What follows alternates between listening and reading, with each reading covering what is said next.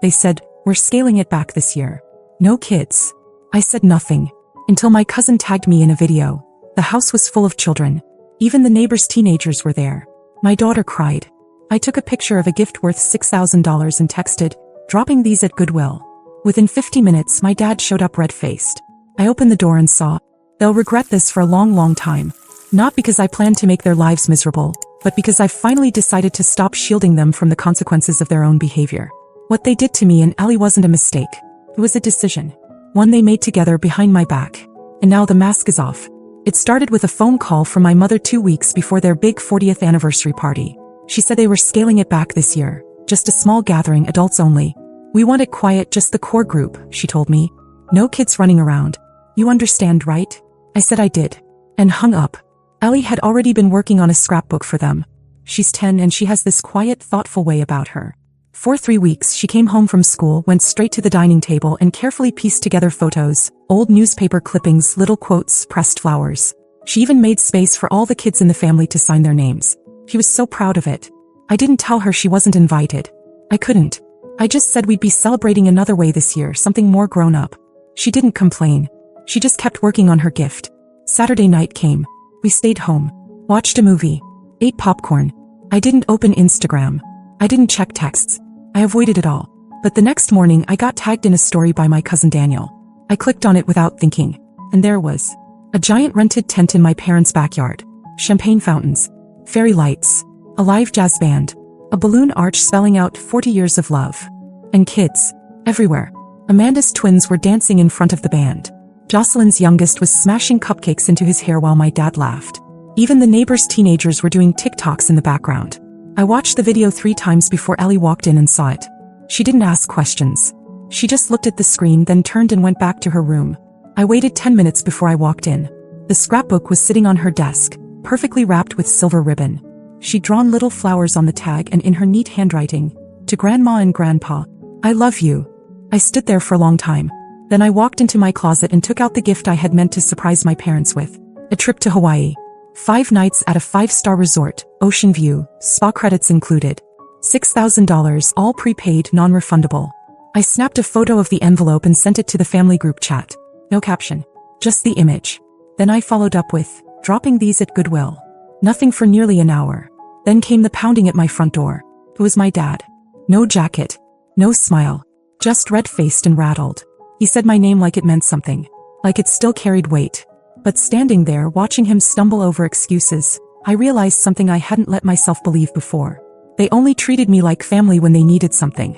And now that was over. My dad didn't even wait for me to invite him in. He stood there on my porch like he expected the door to fix things. Like the last 24 hours hadn't happened. Like I hadn't just watched Ellie stare at a screen while her face slowly crumbled. He started talking before I said a word. Something about how Amanda handled the invites, how Jocelyn wasn't even sure who was coming. How they assumed it would just be easier without kids. Easier. As if excluding Ellie from her grandparents' anniversary was a matter of convenience. I didn't move. I didn't give him an inch. He stopped. Waited for a reaction. Then muttered something about how it was just a misunderstanding and left. But that moment snapped something inside me that had been stretched too thin for too long. Because they always came around when they needed something. I remembered the night my mom called crying after her surgery, needing someone to help her into bed. Amanda didn't answer. Jocelyn said she was out of town. I drove across the city at midnight and stayed for 3 days. Didn't even pack a bag. I remembered when my dad's transmission blew out and he just needed something reliable to get to work. I used my credit. Put down the deposit. Paid the first 6 months of insurance. Registered the car in his name to keep it simple. He never even said thank you. Then there were the money transfers that started off as just this once and turned into an endless cycle of guilt and expectation. Amanda's mortgage shortfalls. Jocelyn's student loans. Car repairs. Vacations booked before rent was paid. They always came to me because they knew I'd say yes. And when I didn't, they'd freeze me out. But this time they hadn't just frozen me out. They'd excluded Ellie. They hadn't just hurt me. They humiliated her. And that changed everything. I didn't even wait until morning. That night, I logged into my bank account and canceled the automatic payments on the car insurance. Then I removed the monthly transfer I'd set up to cover Amanda's student loan interest. I flagged Jocelyn's Venmo handle as blocked. Petty? Maybe. Necessary? Absolutely. The next morning, I drafted a simple message and sent it to both of my sisters. Going forward, I won't be covering any financial support for either of you. I wish you both the best. Amanda replied 2 hours later with nothing but a thumbs up emoji. Jocelyn left me on read. By evening my mom called. I didn't pick up. That same night, Ellie asked if Grandma and Grandpa liked her scrapbook. I sat down beside her and told her the truth. That they didn't see it. That they didn't want kids at the party, even though a bunch of other kids were there. I didn't sugarcoat it. She's 10 but she's not stupid. She didn't cry. Not in front of me. She just said, maybe we can give it to someone who actually wants it. That sentence felt like a knife. Not because it was harsh but because she meant it. They'd burned the last piece of goodwill I had left. All the late-night phone calls, the rushed wires, the cancelled plans, the quiet sacrifices, all of it ended here. I knew what had to come next. They weren't just going to feel a cold shoulder. They were about to feel what life was like without me holding everything together. By Tuesday morning things started moving fast. My mother texted first. Just a casual, hey, can we talk? Like we hadn't just been pretending my child didn't exist. I ignored it. A few hours later, Amanda sent a photo of her youngest with a huge grin, holding up a drawing. Look what Ava made for her cousin Ellie. No caption. No explanation. I didn't respond. That evening, Jocelyn finally broke her silence with a paragraph about how she had no idea kids were going to be there, and how she felt so bad about it. But she didn't apologize. Not really. Just enough to test if the door was cracked open. Then came the kicker. On Wednesday, my dad texted, having issues with the insurance payment on the car. Did it not go through? I let that one sit until Thursday. Then I wrote, I canceled it. Since I won't be covering anything anymore, I suggest switching it over to your account. No reply. By Friday, the group chat that had been dead silent all week suddenly lit up. Pictures of Ellie. Old ones. Amanda digging up memories from 5 years ago. Ellie in a Halloween costume. Ellie with frosting on her face. Ellie holding Amanda's twins when they were babies. Then Jocelyn followed with a long, overly warm message about how we should plan something with all the kids soon. No mention of the party. No accountability. Just pure deflection. I knew what they were doing. They were trying to use Ellie to wedge their way back in. Because they thought that even if I was mad, I wouldn't let my daughter be the reason the family drifted apart. But they already made that decision. So I texted back, we're taking some space. Please don't involve Ellie in this. That's when things turned. That same evening my dad showed up again. This time with my mom. They didn't even ring the bell. Just stood outside until I noticed them through the kitchen window. I opened the door enough to hear my mom say, can we at least talk inside? I didn't move. She said they made a mistake. That they didn't mean to hurt Ellie. That things just got miscommunicated. Then my dad added something that finally made me speak. He said, it's not like we excluded her on purpose. I looked him dead in the eye and said, yes, you did. Then I handed him a manila envelope, title and registration documents for the SUV. I had been tracking this moment for days. The car was still in his name, but it had been fully paid off. By me. Every payment, every service. And I had prepared a legal transfer to reclaim ownership. It was signed. All I needed was his signature to move it into my name. I'm taking the car back, I said. You can leave the keys in the mailbox by Monday. He didn't argue. Not because he agreed, but because he realized I wasn't bluffing anymore. That weekend, Ellie and I cleaned out the garage. She found an old beach towel we'd bought in Maui years ago, during a trip they didn't join us on. She asked if we could go back someday. I said yes. What I didn't tell her was that I had originally planned to send my parents there with that $6,000 gift. Not anymore. Because they would never see that trip. Not the view. Not the spa. Not the ocean breeze.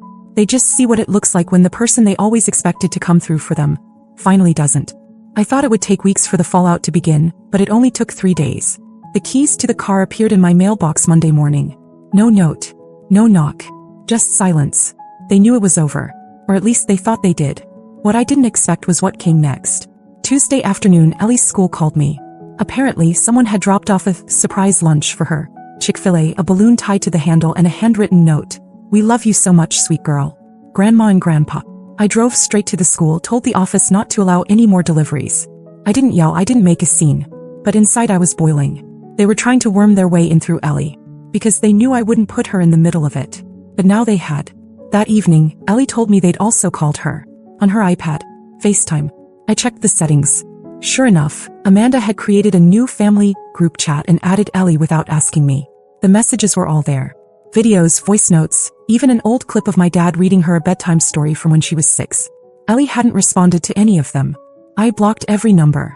Deleted the thread. Then I sat down and explained it to her. She didn't cry. She just asked, why are they acting like everything's okay? Because they always do, I told her. That's how they get away with it. But they wouldn't this time.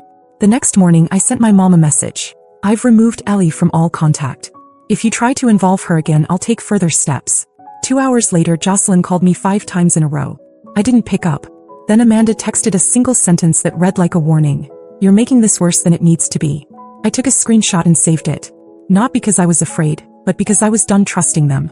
And then, just when I thought I was tightening every thread, something snapped back. Thursday night, I got an alert from my credit monitoring service. A hard inquiry had been made. Someone tried to open a line of credit in my name.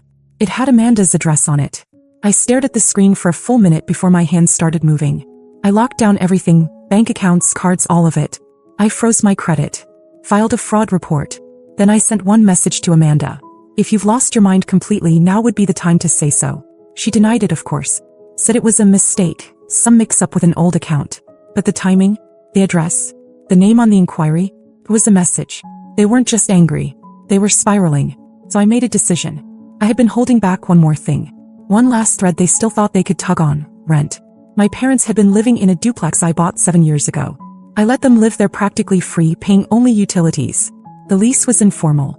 The arrangement quiet. Family. Trust. That night I called my lawyer. Had her draft a notice. Lease terminated. 90 days. And I planned something else too. Something only Ellie would see. Because while they were busy trying to break us down, I was preparing to remind my daughter who we were. And who we didn't need. They thought they could erase what they did with a balloon and a sandwich. They had no idea what was coming next. The 90-day notice was delivered by courier that Monday morning. My mom signed for it. Within 10 minutes, my phone lit up like it hadn't in weeks. Missed calls from both parents. A dozen texts between Amanda and Jocelyn in the group chat they forgot I had muted. The panic was immediate. But I didn't answer. I didn't explain. I didn't justify. They had made choices and now they were going to live inside the world they built. By Wednesday, my mother was leaving voicemails that shifted from shock to pleading. Just tell us what we did wrong, she said in one. The same woman who told me not to bring Ellie to her anniversary party was now begging me to reconsider splitting up the family. I didn't respond. Thursday afternoon, Amanda showed up at Ellie's school. That crossed a line I hadn't even thought to guard. She didn't get far. The school knows me, knows the situation now. They kept her in the office until she left. I got the call 20 minutes later. Ellie didn't find out. She was in music class, thankfully. But I did. And I was done playing the silent card. I called Amanda. First time in weeks. I said one sentence. If you go near my daughter again, you'll have to explain it to a judge. She started crying, full panic, saying she didn't mean anything by it, she just wanted to talk to her, that Ellie deserved to know this wasn't her fault. I said, it is her fault. Because you made it that way. Then I hung up. The next day, Jocelyn tried to triangulate. She called from a different number and left a voicemail pretending to be one of Ellie's friends' moms, inviting her to a birthday picnic. I called the number back and it went straight to voicemail, Jocelyn's voice. I documented everything. The rent payments stopped coming, not that there were many to begin with. My lawyer sent a follow-up about the car, just to formalize the title change in case they tried to pull anything clever. She added a clause about property left on the premises. We both knew they'd make it ugly. And through it all, I kept Ellie out of the storm. I told her we were moving soon, not us but them. That we were going to make space for people who actually cared. She nodded and asked if we could decorate their old room into an art studio once they left. I said absolutely. That weekend we went shopping. Just the two of us. We picked out new canvases, paints, brushes, and a table that folded out for her sketching pads. We passed a travel agency booth in the mall and I let her browse the posters. Her eyes lit up when she saw Hawaii. Can we go here someday? She asked. I smiled. Not someday, I said. Soon. Because that's $6,000 they would never touch. It was already being repurposed. The trip was booked that night. First class. Just for us. 5 nights. Beachfront. No guilt. No drama. Just a mother and daughter healing in peace. And while they scrambled to hold together their carefully manufactured image of unity, I was already planning part 6. The final break. They thought they could treat us like extras in their family photo. Now they were about to learn what it looked like when we stepped out of the frame entirely. The morning my parents were officially out of the house, I watched from my car. They didn't see me. My mom stood on the lawn holding a plastic tub full of Tupperware and unopened mail. My dad paced while on the phone, probably trying to find someone who still owed him a favor. I didn't feel anything. Not anger. Not pity. Just a strange, deep silence. Like a clock that had finally stopped ticking after years of noise. That same day, Ellie and I got on a plane to Maui. First class. I didn't tell her what I paid. I didn't need to. She was smiling before we even took off, and for once I wasn't thinking about anyone else's reaction. I wasn't thinking about my mother's voice in my head whispering about wasted money, or Amanda asking why I didn't spend it on something more practical. I was thinking about how it felt to do something just for us. For once. We stayed at a resort right on the beach. Ellie collected seashells every morning. She made a new friend from Oregon who liked drawing just as much as she did. They sat under an umbrella sharing markers and trading stickers like they'd known each other for years. Every night we tried something new, grilled pineapple poi, even shaved ice with Li Hing powder that made her squint and laugh. And on the fourth night we opened the scrapbook. She didn't cry. She flipped through it slowly, then closed it and said, "I'm glad we kept it. I just don't want to give it to them anymore." So we kept it. It's hers now. Always was. Meanwhile, back home, Amanda posted a photo of her kids at the same park they held the anniversary party in. The caption said, "Family isn't perfect, but it's forever." I didn't respond. Jocelyn texted twice with lines that were clearly copy-pasted apologies. My mom emailed Ellie again, this time with photos of her garden and a message about missing her smile. I deleted all of it. Without hesitation. Without guilt. They still think time will fix this. They still don't realize it's not about a misunderstanding or a party. It's about years. Years of using me, ignoring us, and assuming we'd always forgive just because we always had.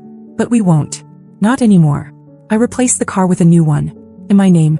I changed my banking info. I updated my emergency contacts. Quiet things. But they matter. Because I'm done building bridges they just set fire to anyway. On our last night in Maui, I surprised Ellie. A small dinner on the beach, just the two of us. 2 gifts wrapped on her plate. She opened the smaller one first. A bracelet with a little charm that said, "Us." No initials, no date. Just that word. The second was the tablet she'd been dreaming about. Loaded with art apps, music, blank space. I told her it was for her. No shared accounts, no messages from people who don't deserve access to her. She said, "This is way better than that party." And I knew that was the real ending. They lost us. We didn't run. We just stopped waiting at the door. Will I write more updates? I don't know. Maybe. Honestly, I'm just grateful anyone read this far. Grateful that someone out there gets it. Because this isn't just about family. It's about finally drawing a line and refusing to step back over it no matter how many people call it a shame. But if anything happens, if they try anything or if something unexpected blows up again, I'll be right back here. I promise.